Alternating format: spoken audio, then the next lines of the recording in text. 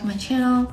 So in this video, I will be sharing with you my tips and my journey on how I applied to optometry school and got in. And I'll be sharing with you some of my recommended tips on how to make your application process a lot easier. So the first step that you want to take is you want to make sure optometry is the right profession for you. So my recommendation is to shadow quite a few optometrists in your local area, just so that you can have an idea of how each one practice. And this will give you an idea of what it's like to be an optometrist and see if it's something that you're really passionate about and if it's the right career choice for you. So you definitely want to research different types of programs out there. Research what the curriculum is like, research what is expected of you in terms of admissions, prerequisites. Also research what life would be like living out wherever the location is, because sometimes cost of living can be expensive, so you have to factor that into your future budget.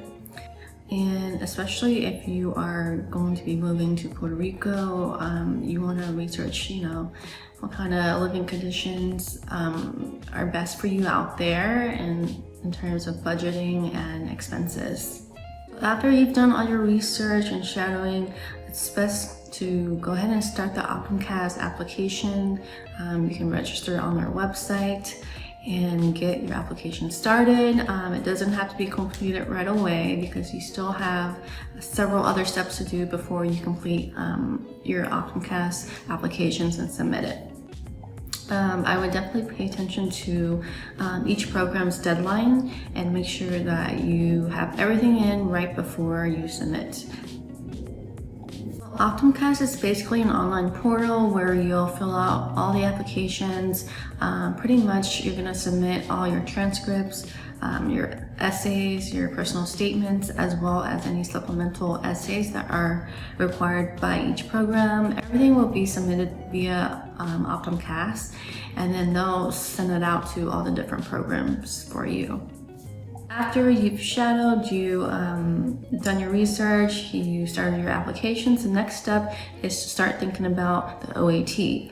Now you want to set aside some time, come up with a study schedule so that you can review some of the topics that are going to be tested on the OAT. So yeah, start your studying in advance. I would say a couple months before you actually take the OAT. So after you've gone through everything that you need to prepare for the OAT, the next step is to schedule your OAT test date. And then once you've taken the test and you finish all the application essays and everything, you want to make sure that all your transcripts are ordered and they're completed and finalized. If you're still taking a course, you want to make sure that you finish the course before the application deadline. So after you've completed all the transcripts and the essays, I would definitely reach out to your professors or any doctors that you've worked with to ask for letters of recommendations at least a month or two in advance before you submit your application, because they may be busy and it may take them a while to write you a letter. And just remember that while you're in school, you want to have that good relationship with your professors so that they know who you are and how you are as a student. Or if you're working for a doctor during your during undergrad, you want to make sure that you are on good standing. You want to make sure that you have a good relationship with your doctor and that they can definitely vouch for you when it comes to letters of recommendations.